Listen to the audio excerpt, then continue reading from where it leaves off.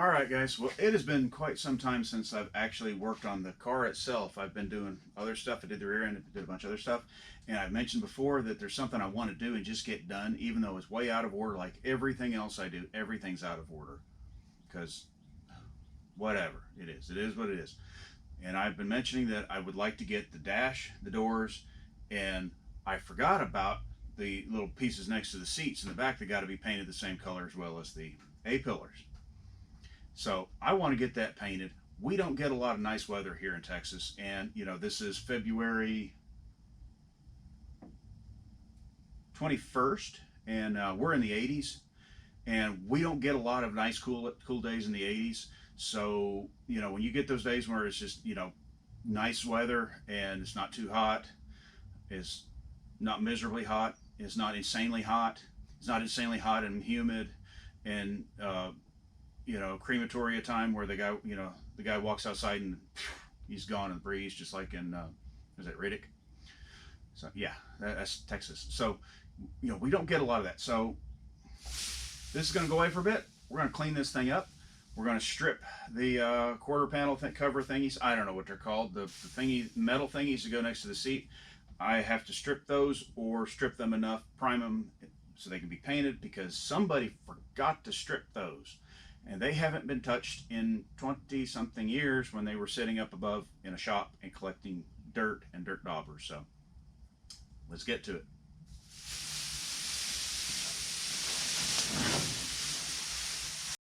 All right, well, a quick overview. This door, back when I replaced the door skin on it, this door actually had a crinkle right in here where it was actually had a dent here where this was pushing up, and that was all kind of crooked. I had to fix that when I did that. This does have a little bit of rust inside the panel here. I don't care about that because nobody's going to see that. So that's primed. The dash is primed. The other door is primed. The other door was in far better shape. Would I object to having more doors? Never. So you'll notice that I've not fixed that radio hole. That is because I'm probably going to do a much larger radio in there, and I can always cut it, fix it, repaint it again in the future if I ever want to. So that can just stay till now. Worst case scenarios, I repaint it. I may not even like the color. Now you'll notice there's somebody butchered that up around the ignition key, which happens a lot because they don't know what they're doing. I could fix this, but this is a real pain in the butt. However, the ignition button I'm going to be putting in here is a button, yes, not a switch. We'll cover that up. So don't mess with it. Oh man, I forgot about the ashtray door. I gotta find that. So I gotta paint the ashtray too.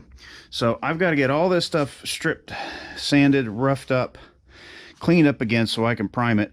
And I'll do some kind of masking in the backside to keep the dust down to a minimum, because you don't want air blowing back in there and blowing any loose dust back out at you while you're painting. So I get that going there, and here we go. I'll bring your IV card over here for you. All right, so you can see here's our panels that go in the back seat, and you can see somebody tried to rip out the ashtrays. I just noticed that a few minutes ago myself. I haven't really looked at these things for 20-something years. So this will have to get flattened out a little bit. That'll have to get flattened out a little bit. Got to get the dirt off. Maybe strip these all the way down. I don't know. I may blast them. I may use the rotary thing. I don't know yet. So we'll start off by getting these guys out of here, get this thing cleaned up, and yeah, see what we can salvage here. Maybe I can find another pair of these at the swap meet on Friday. I'll buy these things even if they're just totally rusty. As long as they're all there, I don't care. I can strip them. I wouldn't mind just having some spare ones of these just lying around. And as well as here is my, I was going to say my hood, the deck lid. It does have some issues down here, some issues that were fixed down there. If I find a better one at the swap meet, I'll buy that instead of fixing this one. But let me get to this over here, and here is the paint I'm using. Yeah, I'll look at myself for a minute here. There's one of the paint, sound like a millennial now. When I go to the swap meet, there is one of the vendors that shows up there that on our big swap meet, at paint swap meet at Texas Motor Speedway. That's the one that's, I'm sorry, guys up in Pennsylvania, is bigger than yours. It is. Sorry. Um, this is one of the few paint vendors that shows up, and this is Clark's Wholesale Paints. I have bought some stuff from them at the swap meets before. Great people to deal with. And actually, this paint and some other stuff, I actually went up to Oklahoma City to buy their stuff when I needed it. Their store is one of the best paint stores I've been into. When you go into that store, there's something really cool on all the items in there. There's little numbers. Everything has a price on it. It's not one of these places you go into and it's like, oh, hey, how much is that? How much is that? At least you have an idea as like what things are going to cost. And then when you look at different options in there, if I go with this, it's going to be that. If I go with that, it's going to be that. It's nice to know what things cost. And that's one of the things that really annoys me about supply houses. When you don't have prices on things, you're expecting, oh, well, it's a commercial, buyer buying it for a company. So it's like, oh, we don't have to have prices on there. Yeah, you do. Because to be honest, those commercial guys, they're more interested in what things cost than the retail guy is. Because, they're buying a whole lot more of it. And it cuts into their profits. So they want to know what things cost more than you and I do. So, you guys that run and work in that world, you got some work to do. If you want to bring more sales into your warehouse and your supply, post prices, because they're no different than the average public. If a company sees, hey, they got good prices on this and the other, I'm going to jump ship and go to this supplier instead. So, yeah, you in the wholesale world and the supply world, you really need to get your act together. But these guys here, Clark's Wholesale Paints, reasonable prices, great selection. The store is a great store, big, full of stuff. The lady at the counter, I cannot remember her name because I'm bad at remembering names. Really nice lady. She's great. She is really great. She really knows her stuff and just helpful, and it was like, I was, where's this, where's that? And go get this. And I was looking and say, oh, I'm going to get that. She went ahead and grabbed that, took it up the front, put it in a box for me. I didn't even have to carry it up to the front of the store. I mean, it was awesome. Great customer service there. They have not paid me. They don't know who I am, but it is a store the supplier that I really like and I deal with, and I will drive up to Oklahoma City to buy from them versus a local supplier here that basically says, has nothing on the floor. And then of what they do is like, you have no idea what it's going to cost you. So that's what you call customer service right there. Place like Clark's.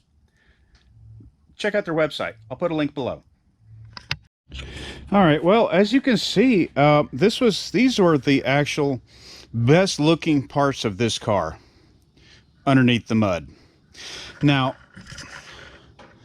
I don't know. I mean, really. I mean, what the? Okay.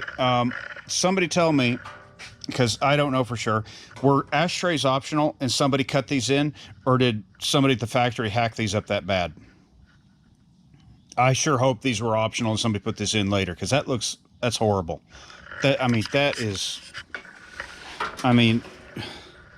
Seriously, that's not even close. Not even close. I mean, really. So, yeah, somebody tell me if those were factory or an option. I sure hope those were an option, because that's bad. So, yeah, so at this point, I've got these things stripped off. Oh, sorry, but your cord is getting caught and everything. Got these cleaned off, and got the mud off. So you can see, actually got some runs in it there. It's been repainted, and I believe this one here had a bunch of gummy stuff down here too. Or no, it's this one here. Yeah. So these have been repainted at some point in time, and somebody probably put it in there back in the car when it was still wet, because that's where the seat would have been. This is, I think it's this one. The bend is slightly off, but once you put it in, you put the screw in, it's going to be fine. So the question is how do I want to strip these down? Is seeing that they have been repainted at some point already, I am going to try my my little Bauer tool over there. I'm going to see how that does on it. I think that'll do just fine. I'm just about out of the drum on that. I need to order some more. I'm just too cheap to buy them because they are kind of expensive. When I did the doors over there, I actually sandblasted or blasted them with glass bead. No, I'm sorry.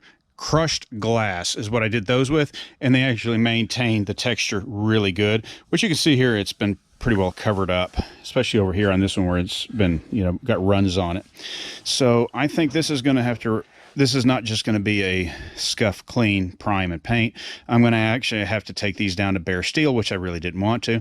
So I'll pull these little trim pieces off. And just to make a note, when we talk about this stuff, the fact that, yeah, they didn't paint this at the factory. What they did was, they painted, the outside, and just, well, for some reason we got some paint on here by accident, whereas we didn't get anything over here. This wrapped all the way around here. So obviously this was painted before that before the deadening stuff was put on there. So, yeah. And I can see, to be honest, I can see most of you guys in the world probably wouldn't even touch this backside. You just leave it alone, because you know what? It's never going to rust out on you. It's just one of those things, is like, it's there. So the question is do you strip this all the way down, or at least strip the bare steel and strip the rusty areas, strip them down so they can get painted properly, and then just don't worry about this, just let it overcoat that?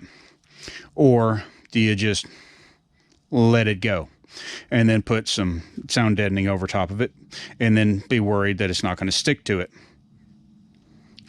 That's up to you, whatever you want to do.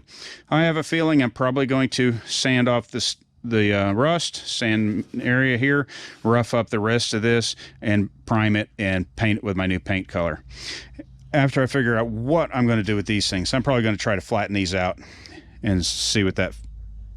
I don't know. That's just disgustingly horrible. All right.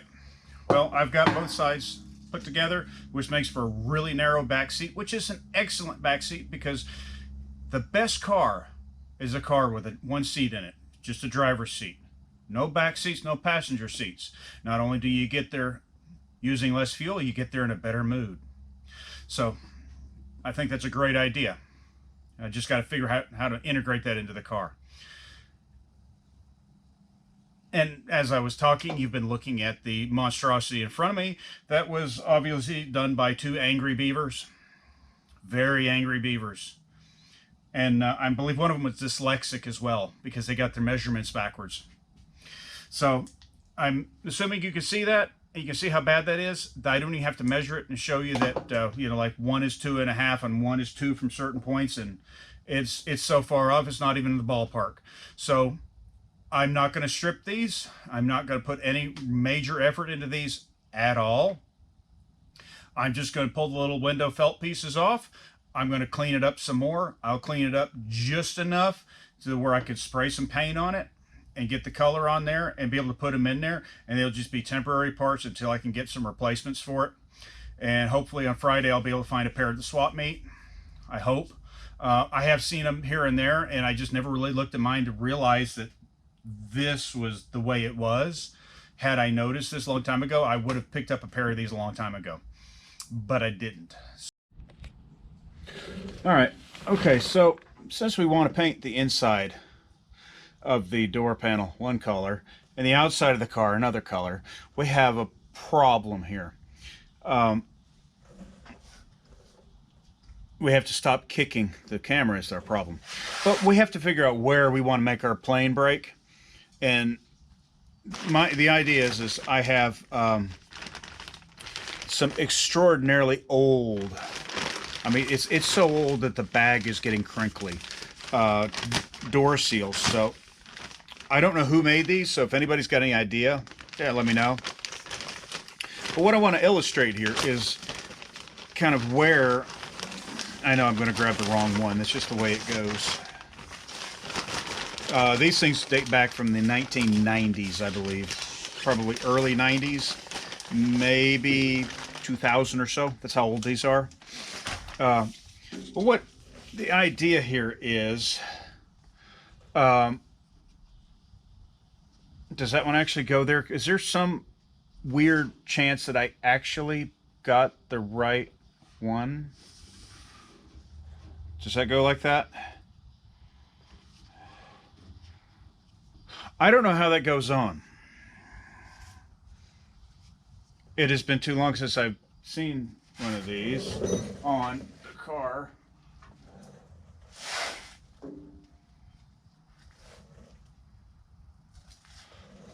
We're going to assume that this is the right one. Doesn't really matter that much, I don't think, for what I want to do here. So if that went on there like that, and then come around here, and yeah. Oh, wow. Okay. So 50-50 chance every so often you win. It's rare. So the idea is our window trim door steel is going to go on here. So you can see where it goes. So the idea is I will put a piece of tape right on here, and I'm going to make this groove all the way around here my cutoff point. And when it comes to the bottom of the door, if you go one way or the other and somebody's crawling underneath there, that's their problem if you get it wrong. If you're one way or the other and you see some of the other color. You know, there's an ideal way to do it, but some things get a little nitpicky. You know, if I had these off the car and on stands, I only have one stand. I don't want to take the doors off the car if I don't have to. So I'm planning on painting these right on the car. So I will tape right along here, come around here, and, oh, jeez. You know what? And I'm just going to continue that all the way around, because there's a little track down here that that this will pop up into. And, you know, these are actually in good shape. These might be usable if they're decent. But this actually pops into the bottom, into that track, which I do know is not made. And I know it's come up before, and, you know, so if it does get rusted out, and sometimes you'll have a door that's perfectly fine other than that little track. Something that wouldn't be really that difficult to make. So I don't know, if I ever run into an issue where I need one, I might just make a few of them just to have. So we'll tape that onto here, and then we will just paint to here. We'll put one layer of tape on, and then we'll come back with a second layer of tape and our plastic to wrap around the door. All right, well, this is one spot I wasn't 100% sure where to go. So I did some, you know, searching on my phone. Did some ogling on the web of other pictures of other cars. So now, if you notice, we've got this seal that's going to go up here, and it's going to end up here. Well, we've got a weird area in here where this is going to be body color out here, and this is going to be interior color over here. So the question is, where do we draw the line? And I know nobody talks about this because it's complicated. It's hard. You got to figure it out. And it's all these little things like this that people leave out. But after looking at a few pictures, and I don't know, you know, there's one right there. But basically, on this picture, you know, you've got the interior colors all the way up here. And basically, I'm going to run up here a little bit further. But actually, to be honest, you know, I don't even worry.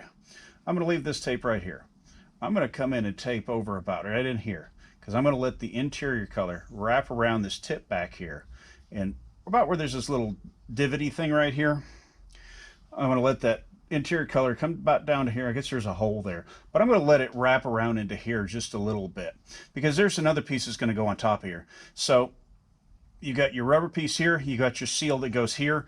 So if you saw anything, it'd just be this tiny little corner. So that little corner needs to be body color, whereas this needs to be interior color. So I'm going to kind of, you just watch, but I'm going to work up here. I'm going to make sure that this area up here gets the interior color. All right, well, dragging your IV stand around too much. Okay, so I went ahead and just ran another piece of tape here. So I'm going to paint, this will be body color, or interior color here. That'll be interior color wrapped around to here. And then everything else. Worst case scenario is, if I get too much interior color, I can always sand back over top of it, and then I can put body color over top of it. Worst case scenario. So that's where I'm going to end that there. And I'm going to look at the other side and see what I'm going to have to do over there and figure that out as well. Okay, well, on the other side, our weather stripping again, it's going to go right here. It's going to sit right in here, up in here. So we're going to run this as body color all the way up in here and hope for the best. So that's where I'm masking it. If it's wrong, it's wrong. Wouldn't be the first time I've redone something. Happens. So I did that on this other side as well.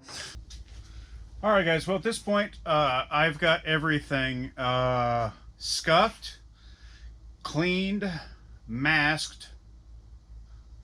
I use all those terms loosely because you never know. You do as good as you can. And like I've mentioned before on things, I don't know, here's one here. No, here's one. Now, say you're cleaning it off, cleaning your car off for paint, and you say, you get a cloth that comes out like that, and you say, oh yeah, that's good. I got all that dirt off. That's great. That doesn't mean your panel's clean. That means you still got dirt on your panel. What you want to do is keep going, and this is the only one I can find. It's already dirty because I use it for something else, but you don't want your cloth to look like this. You keep going until it looks like that. I mean, that's just, I use it for something else. But you keep going until it looks like that. So when you clean and you wipe everything down and it comes out and there's nothing on your towel, that's when it's clean. This doesn't mean it's clean. That means it's clean. So, like I said, I got it all ready to go, and I had a heck of a time masking it because I'm on my last roll of tape. It's really old. It's been out in the heat here a bunch in the shop because it gets so stinking hot.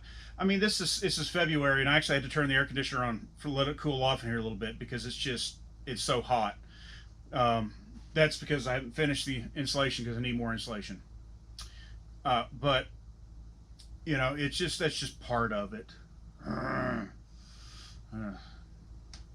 So I got it as good as I can, and all I had was cheap plastic, not good, the staticky plastic. I was out of that, so it was either go ahead and get this thing, get it all ready right now with what I've got, or order some plastic, order some tape, or pick some up at the swap meet tomorrow if the guy's there, or just use the opportunity and just go ahead and get it masked up with what I've got, and that's what I did.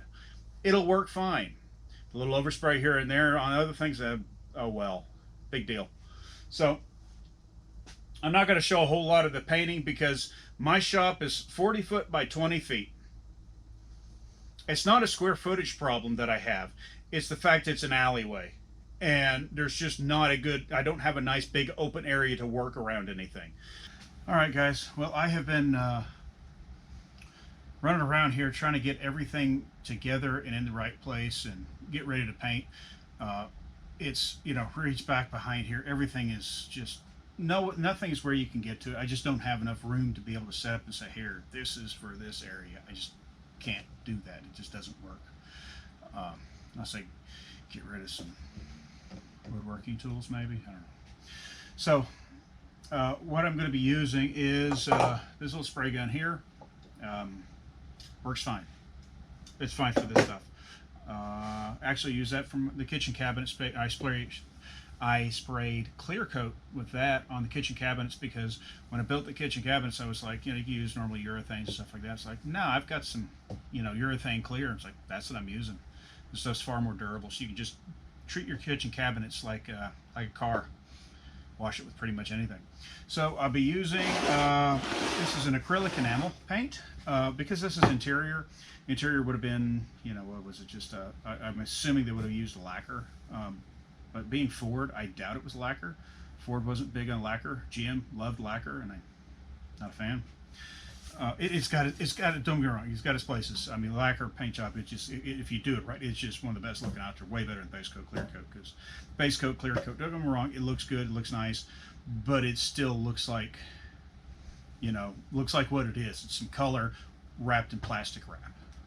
It's kind of what a base coat, clear coat is, and it just gives it that fake plasticky look to it, and some of them are really bad, but some of them are pretty good. I'm kind of the type that I actually prefer, like when you do a, hang on.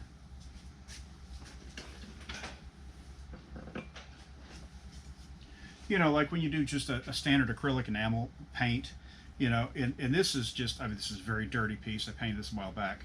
This is just, you know, this is acrylic enamel in black, gloss black, and you get the color not the, oh hey, it's under glass kind of color. You just get the color. No, it's not as durable. And that's the thing with base coat clear coat is it's more durable. You can put the base on, you put the clear on, put a couple layers of that on, you can sand it and smooth it out, you know, buff it out, and it's perfectly shiny. But it just, it doesn't, you lose the richness of some of the colors to me. And like on these, on a classic car, is to me it doesn't look right because you've now wrapped that car in saran wrap, and it's durable. It has, like I said, it's durable. It's got its nice shine, and it's easy to work with after it's done. But it just doesn't. It still doesn't look right and doesn't look true to what a classic is. So it's like my thing is, if you want to you want to restore a classic car and you want to make it look like a classic, use the right paint. Don't use base coat, clear coat. Use an enamel. Use a lacquer. Use whatever they used back then, and make it look like it was supposed to. So yet another rant over. Oh, don't touch those. They're bare steel right now. So I'm going to be using this ultra charcoal. My plan is to do this charcoal color on all the painted pieces inside, and then do the rest of it in black. I'm hoping it turns out well, and that's why his worst case scenario is I can repaint it.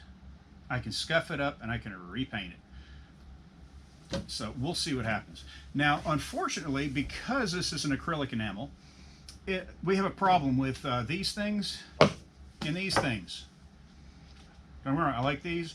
And the 3M1s have a little plastic thing you slide down in there. These are just the cheap knockoffs, which unfortunately 20 ounces is the only one I have, which is way too big. I need some more small ones, and I'm totally out. So too cheap to buy another batch of them right now, so I'm not going to.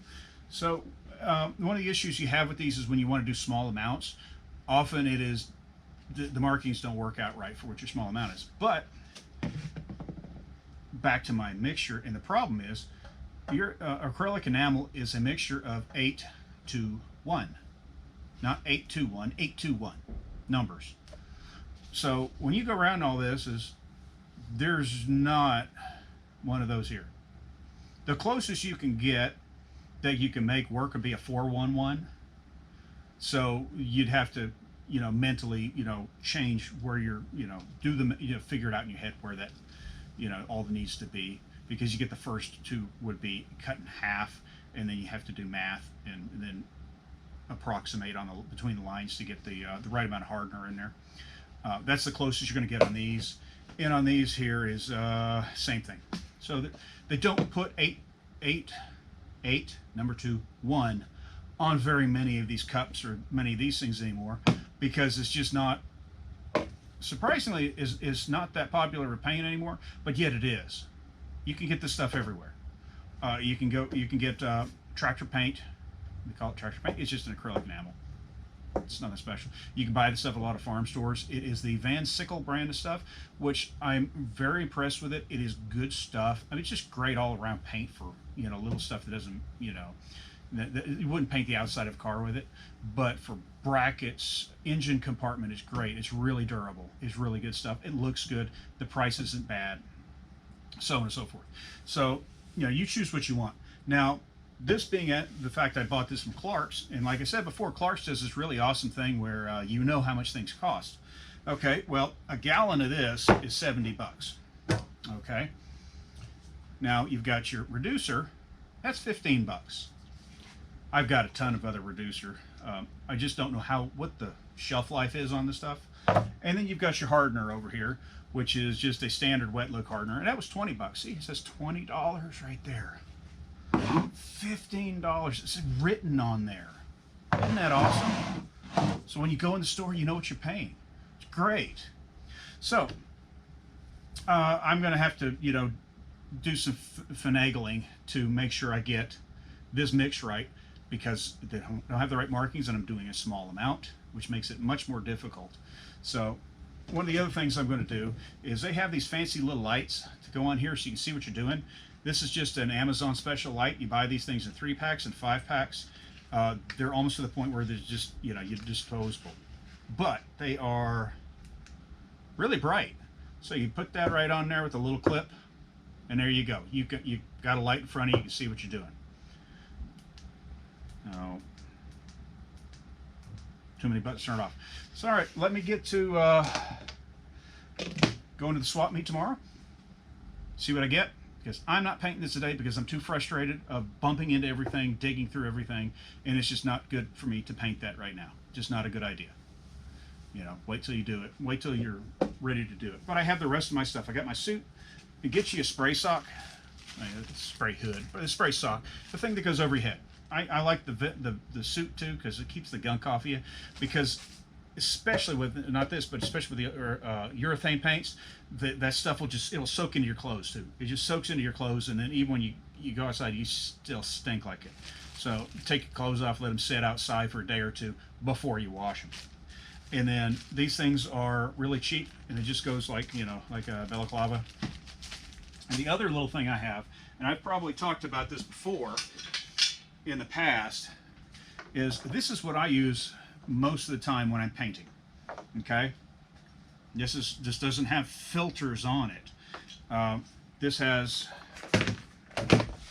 very clumsy person holding it, but it's got this thing on a sash that you hook up here. Hook your air hose into here. You kind of put it on like this. I'm guessing there's some people in the world that'll fit around. It's pretty small. And then you run this up on your face. And the nice thing is I've got a secondary compressor that I put outside of the shop, outside away from any air moving from the building, so it won't catch any of the stinky stuff and the nasty stuff while you're painting. So I've got a fresh, it's a fresh air system. The masks, you buy whatever you want on Amazon, as long as it's got the 3M style, you know, the little, what are they, quarter turn filters. That kit for the air thing is about $50 or so. It's kind of expensive for what it is. It does have a little air chuck on it, so supposedly you could run enough air to it and then have, you know, a spray gun hooked right to it. I don't do that because I use a secondary compressor. It's an oilless compressor with I've got filters. Whereas I don't want the air. I don't want to breathe the air that's coming off of that compressor. I really don't, because there's no telling what nasty's in that tank. So that's a great way to go, and you don't have to worry about filters, and you're getting this nice fresh air through your mask the entire time you're painting. And because you're going to be stressing and sweating, the last thing you want is your face to get all covered with sweat. And with that, you're blowing this nice dry air up into the mask. It's just flushing it out. It's a night and day difference when you go from a regular mask, or preferably one with a mask screen. When you go from that to this fresh air thing, that's just you'll just be like, that's the only way to go.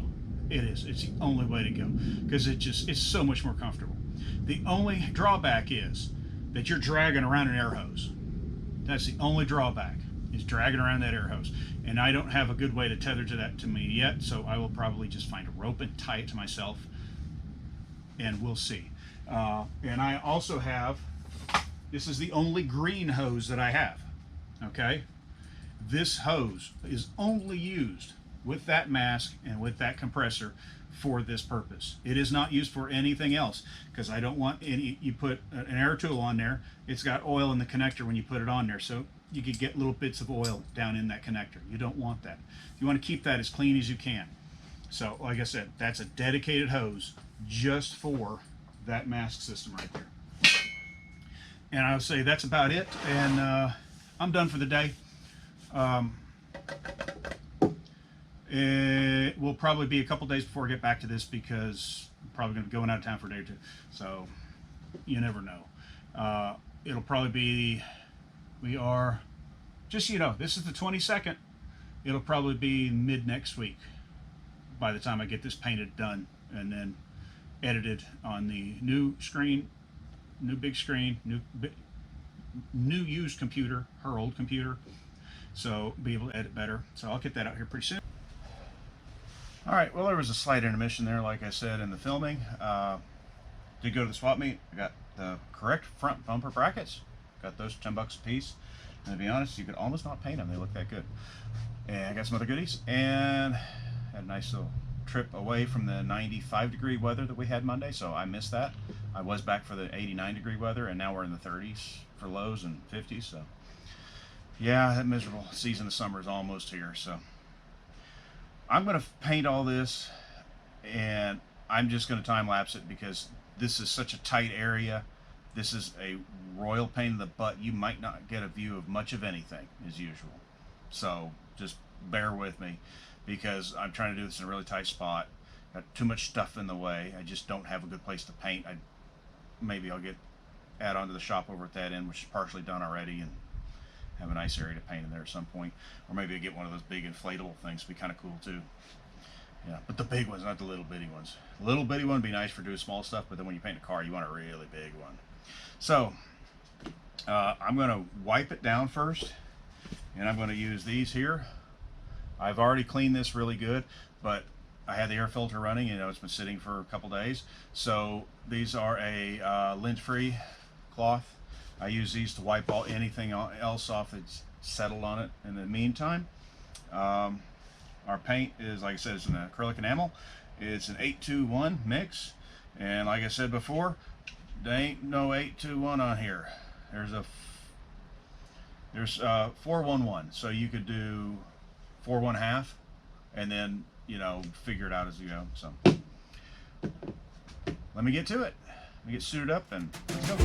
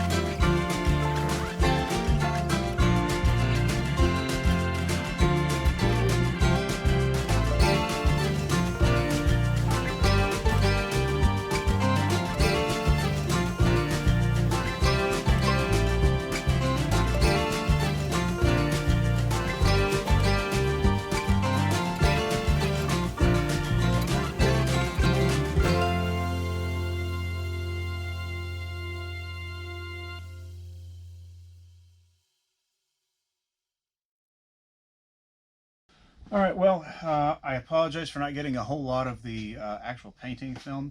There's a point where I just put the thing out of there and just get it out of the way because it's just so tight. I just don't have room. I just don't have room to paint. You know the drill.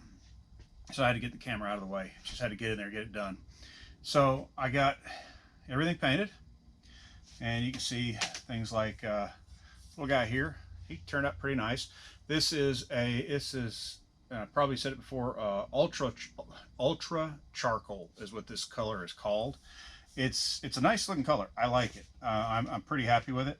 You can see that's the grill insert there. Grill insert.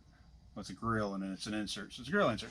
I did the trim for the windshield and the dash of the windshield. Did the trim on that as well. The cigarette ashtray is over there. I did do, I'm going to get you over here.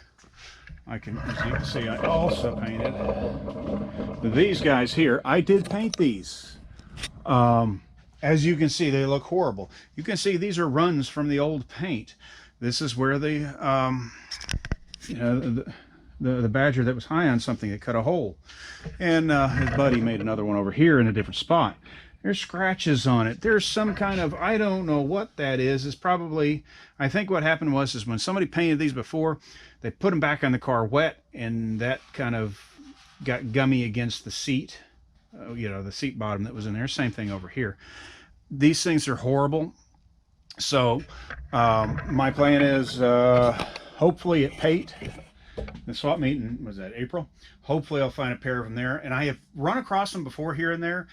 And I don't care if they've got like surface rust all over them. It doesn't bother me. I can clean that up.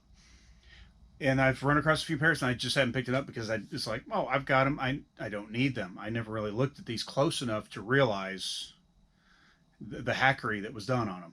So I'm going to be on the lookout for another pair of these, and then if I find more than a pair, I'm going to buy. I'd like to get a couple pairs just to have, because the replacements for these are plastic now. That could be good or bad, and they do have some cool ones that have like speaker built into it. But the amount of money that those things are, no, not going to do that. So let's get over here, and I'm going to shorten you up a little bit. Ow! Oh, there you go. All right, I'm gonna roll you over here.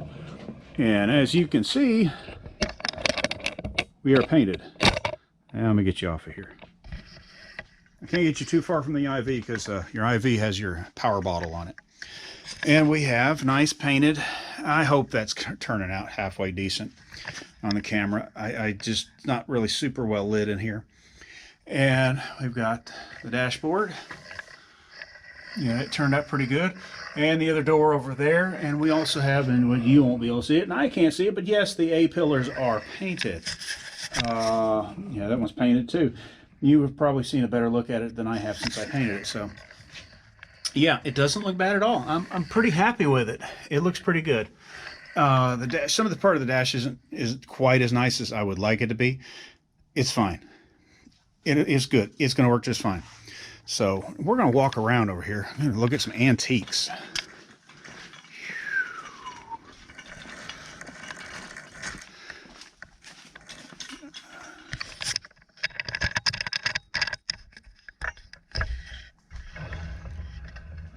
All right, in this box,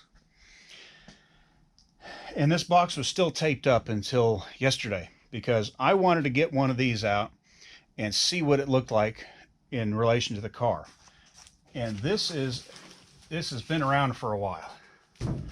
This is Distinctive Industries. This was obviously at a swap meet. That's why, and it had $52 on it. And at some point, it said they marked it down to $49. I don't know what year this is. This is probably bought in the late 90s, so this might actually be a little bit older. It might be actually mid-90s is the age on these things.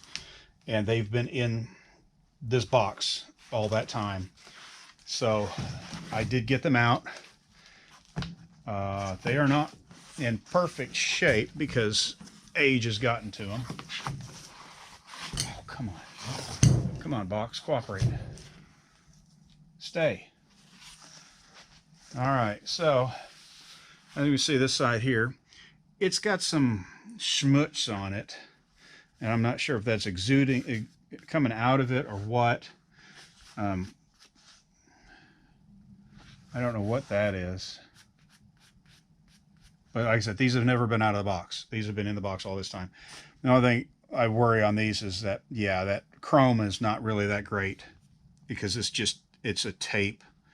Most likely, it doesn't look like a Mylar tape that they used to use on there. So it's not on there as nice as it could be. And we take a look at the other side. It's pretty much the same, and there's somehow a little bit of dirt got in the box. Not a clue how, but it did. Where this was at all stored, it doesn't surprise me. So I'm going to wipe down one of these, and I'm going to put it on the door, and we're going to see how it's really going to, if the colors are going to look. So that'd be a good thumbnail too. So let me wipe this down, and to wipe it down with,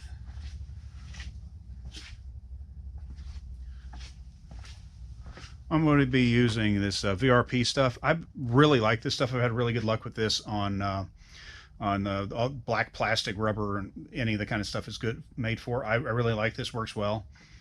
Walmart sells it, I think. So I'll wipe that down.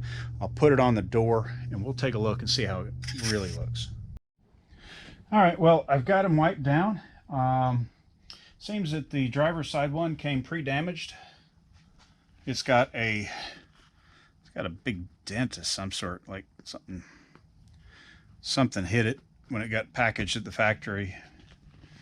How many decades ago? So pretty sure I can't do anything about that when it comes to complaining about that, because It's been a few days, but they shine up pretty nice. So let's take and get one mounted on the door and look at it and see what it's really going to look like. All right, well, I've got this one cleaned up, and I don't know if you can see that, but if you get in really close, you can see where the Mylar tape is starting to peel up from the trim here.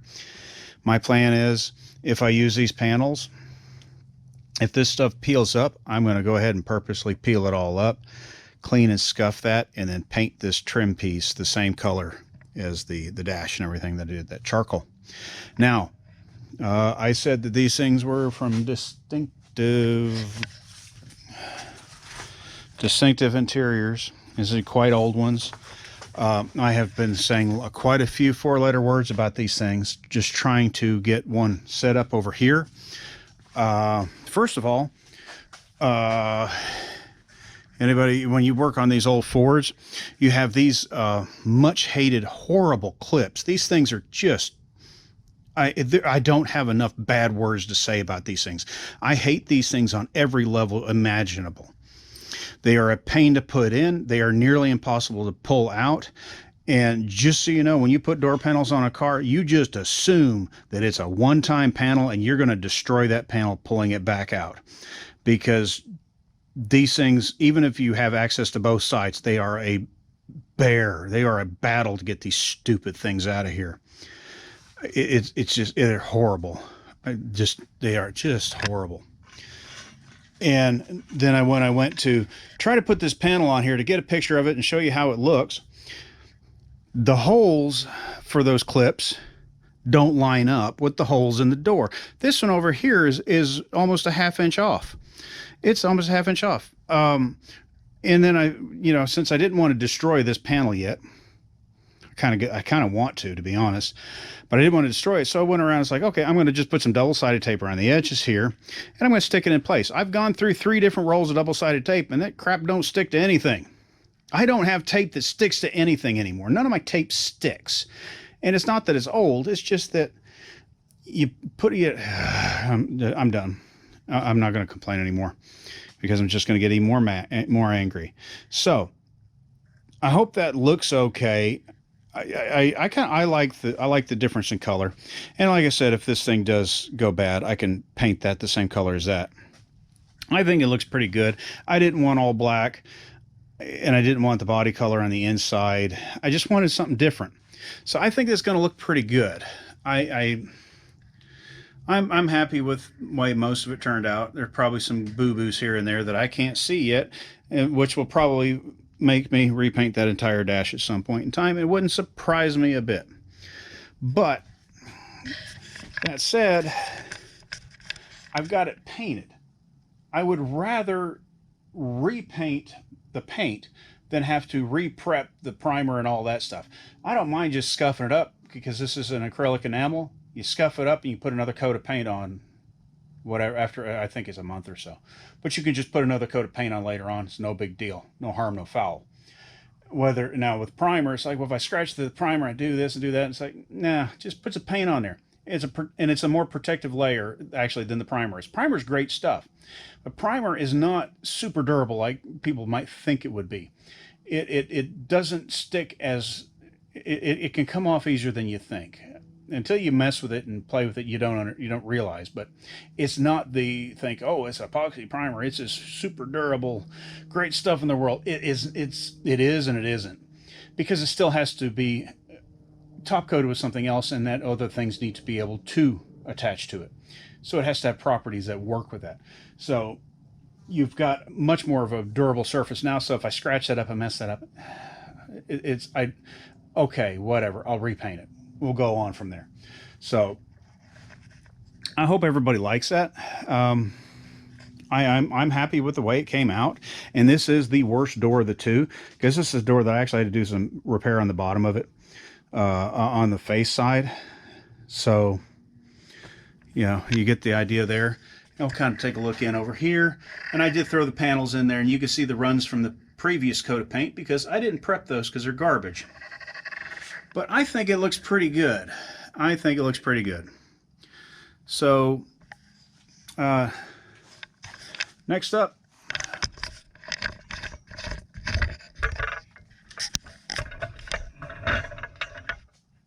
right, so that's interior painted. I probably missed some pieces. The little pieces that go at the top of the headliner, little clips. I know where they are. I just didn't want to dig them out. So I'll paint them later. So next up on the next video, I will probably be doing this last piece here, which is the deck lid. Getting that stripped down, getting a dents and doohickeys all pulled out of it, and getting that fit on the car and make sure it fits with the quarters again. So it's been a while since it's been on with the quarters. So, you know, we'll see. You can kind of tweak things if you have to. You make it work. So I hope you like the color. I hope some of this got videotaped. Yeah. Till next time.